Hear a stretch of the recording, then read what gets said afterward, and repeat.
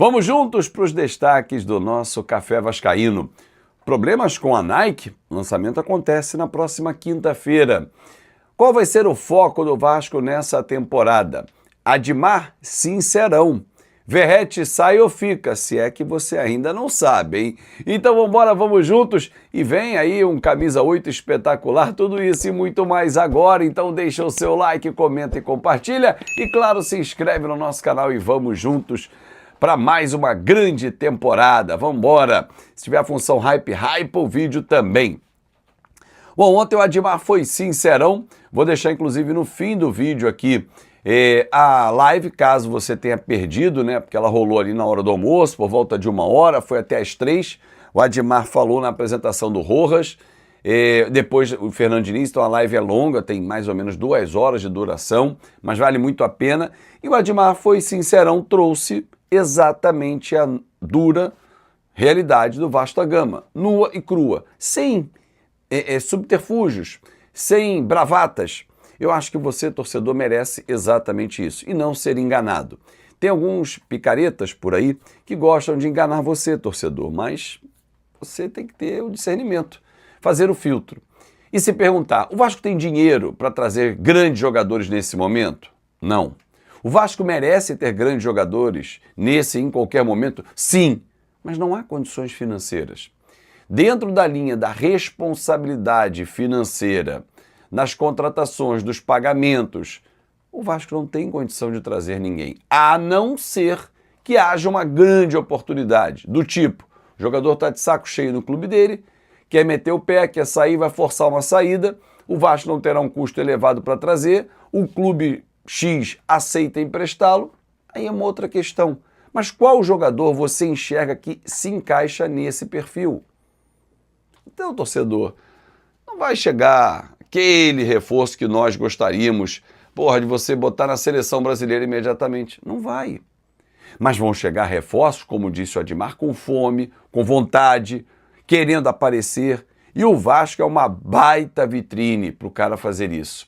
Assim foi apresentado o Johan Rojas ontem, assim será anunciado o zagueiro Alan Saldívia, e o Vasco vai buscar pelo menos um atacante. Com algumas saídas que vão acontecer, abre espaço na folha para o Vasco trazer novidades. Então assim, torcedor, desculpa se o Admar foi muito sincero e eu estou sendo muito sincero logo aqui no nosso Café Vascaíno, mas tem que ser assim. Não sei enganar você, torcedor. Posso errar, claro que sim, erro. Vou pedir desculpas a você se trouxer uma informação errada. Agora, fazer de sacanagem para enganar você, fim de papo, aconteceu agora, por essa você não esperava. Cai nessa não, torcedor, isso é sacanagem. Você não merece, você não merece. A gente já sofre tanto com o nosso time, com os resultados em campo. Gerar essa expectativa, criar essa ansiedade, é a maior sacanagem que podem fazer com você. Vambora, eu não estou atacando canal A, B ou C não, porque eu tenho meu gosto. Eu sei quem é sem vergonha, quem é picareta, quem trabalha sério, quem faz um trabalho honesto, digno. Enfim. Deixa eu mostrar aqui para vocês a sala de imprensa do Vasco. Estou mostrando aí, as imagens são do Lucas Moretti. Grande Lucas, chegou ontem um pouquinho atrasado na coletiva, deu bico no meu tripé 2 vezes lá, deixou cair celular e tal. Menino da melhor qualidade aí, o Lucas Moretti faz um grande trabalho também, cobrindo o Vasco da Gama. Cara, a sala de imprensa ficou sensacional. Na boa, ficou sensacional a sala de imprensa do Vasco da Gama, tá? Mostrando aí para vocês. Estrutura de alto-falante, estrutura acústica, níveis para você poder ficar nos degraus ali, sentado nas poltronas, todo mundo muito bem acomodado, Wi-Fi bom, microfone bom, sistema de som bom, parabéns ao Vasco, painel de LED, LEDzão atrás, maneiríssimo, como o Vasco merece. Parabéns.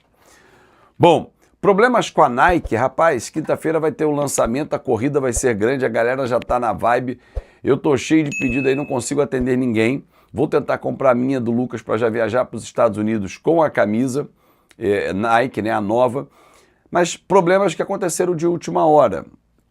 Ontem meu irmão Gilmar Ferreira publicou que há uma insatisfação de alguns lojistas porque esperavam receber de forma escalonada né? Além do modelo 1, que é a camisa preta que vai ser vendida agora, a partir de quinta-feira, quando o Vasco estreia no Campeonato Estadual diante do Maricá, com o Fernando Diniz à beira do campo.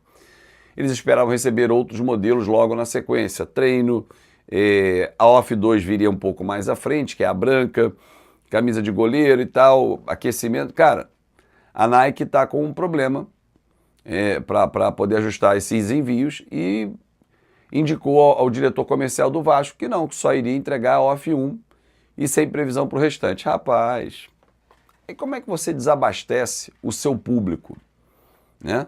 E quem ficou a cargo disso, o diretor comercial, o João, ficou com a brocha na mão, irmão. E foi cobrado internamente. Óbvio que sim. Né? Não só os lojistas ficaram insatisfeitos, como a direção do Vasco também. Lembrando que essa é uma negociação Vasco da Gama SAF, tá? Em que envolve a parte comercial e menos amor na história. Há uma defesa comercial e não uma defesa passional, né? Então, assim, o dirigente associativo, por exemplo, de qualquer clube, ele é passional, ele não é profissional. O profissional está ali, defende e tal, mas amanhã ele pode estar em outro lugar, então ele faz uma defesa diferente.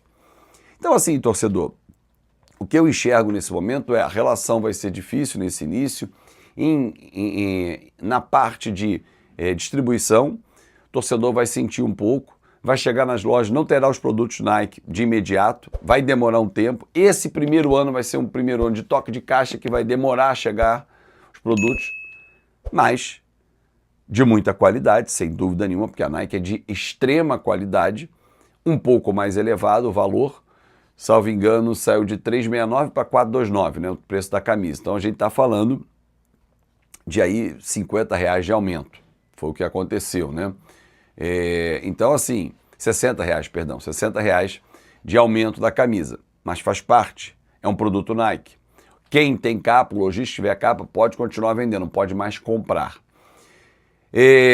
Bom, deixa eu falar sobre Fernando Diniz, porque ontem na coletiva eu perguntei para ele qual vai ser o foco do Vasco da Gama. E vou pegar essa resposta para fechar o nosso vídeo e você entender, porque a Copa Sul-Americana nesse ano terá vários pesos pesados. Então, rola até o final do vídeo e saiba qual vai ser o foco do Vasco. Sul-Americana, Copa do Brasil, o que esperar dessas competições? Porque ano passado a gente foi muito bem na Copa do Brasil. Na Sul-Americana fizemos vergonha. E, aliás, falando em vergonha, antes de botar o Diniz, que vergonha ontem. Matheus Coropos e a molecada do Sub-20, né?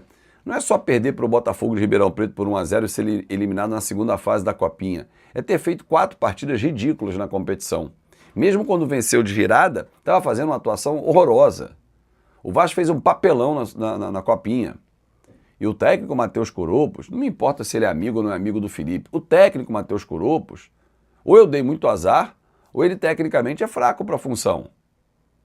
Para exercer a função de técnico. Ele era auxiliar, não importa. Técnico, fraco. E na boa, o Vasco foi um bando em campo na Copinha. Eu não dei sorte, porque eu vi os 4 jogos, os 4 foram horrorosos. Sem nenhuma jogada ensaiada. Um bando no segundo jogo, o que venceu de virada. Segundo não, terceiro. Porra, contra o I9, ele tirou o Loss, que é o melhor jogador do Vasco. O Zuccarello fez uma Copinha muito mais ou menos também. Claro que perdeu o Bruno Lopes por lesão, foi grave. Sistema defensivo, excetuando o goleiro Felipe Gabriel, os outros, olha, a zaga é de chorar, hein?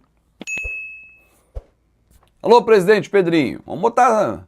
Por que o Cássio do Sub-17 não tá no Sub-20, por exemplo? Sobe o cara. Felipe Luiz foi assim no Flamengo, gente.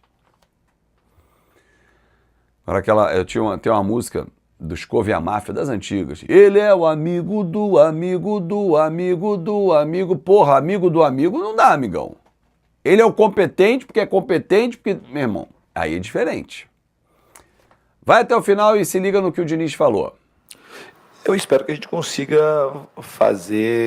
ir bem nas 2 competições. O fato, assim, da Sul-Americana... Eu cheguei, a Sul-Americana estava em andamento, né? E a gente... Também estreia, inclusive, foi quando foi da Sul-Americana. A gente perdeu para o Lanús, depois ganhou aqui em casa, classificou.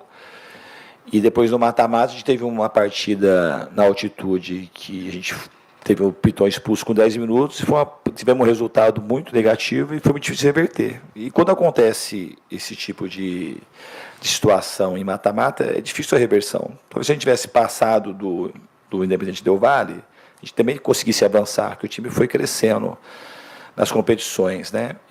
Então acho que a gente tem um time muito peso pesado, e acho que o Vasco também é um time que tem muita camisa, que dá mais peso para a competição. Então acho que a Sul-Americana vai ser, nessa edição, uma das edições que vai ter mais times com tradição de times campeões de Libertadores jogando a competição. Acho que isso é até um atrativo para essa competição. E a Copa do Brasil, desde que a gente pode contar com os campeões de Libertadores, os times que estão na Libertadores, passou a ser um campeonato também muito difícil de você chegar até a final. Então a gente tem que valorizar muito o que aconteceu ano passado. Se a gente relembrar, a gente sempre foi entrando, principalmente desde o jogo do Botafogo, a gente não entrava como favorito, mas a gente conseguiu jogar bem em praticamente todos os jogos de mata-mata da Copa do Brasil. Que o time conseguiu, e eu acho que isso serve de exemplo. Eu acho que nas Copas a gente conseguiu ser consistente, principalmente a Copa do Brasil. Eu vou tirar o Del Valle, porque o Del Valle, o jogo de lá, ele foi extremamente determinante para a nossa desclassificação. Mas na Copa do Brasil, acho que o Vasco teve uma postura que é a postura que a gente tem que ter em todos os campeonatos que a gente for disputar, já começando na quinta-feira contra o Maricá. Vinícius Gomes. Boa noite, Nicola. Notícias do Vascão. Forte abraço pro melhor. Obrigado, cara. Muita gente carinhosa hoje, ficou contente. Vamos lá, Cruz Maltino. Legal a entrevista do Diniz falando sobre o Saldívia. O Diniz não é muito de indicar reforços, é louco isso, né? O Diniz costuma trabalhar com o que entregam para ele, mas ele revelou que tentava a contratação do Saldívia, zagueiro uruguaio que veio do Colo-Colo, desde que treinava o Fluminense. Ele pediu no Fluminense, pediu no Cruzeiro, não foi atendido, e agora o Vasco conseguiu atender essa vontade dele, compra de $1.200.000, com possibilidade de mais $300.000 por 50% dos direitos econômicos. A gente não deve esperar por mais muitos reforços para o Vasco, tá? Pelo menos nesse primeiro momento da janela. O Vasco entende que já fez alguns ajustes, já deu uma melhorada no elenco. O objetivo, nesse momento, é encontrar mais um centroavante, até porque, embora o Vasco já tenha dito que pretende continuar com o Verratti, se encontrasse alguém mais jovem e mais barato, essa negociação poderia acontecer. O Brenner era um sonho do Fernando Diniz, mas a coisa ainda não avançou, porque a ideia da Udinese é vender o Brenner de forma definitiva, tá bom? E a ideia do Vasco era, no máximo, um empréstimo com obrigação de compra.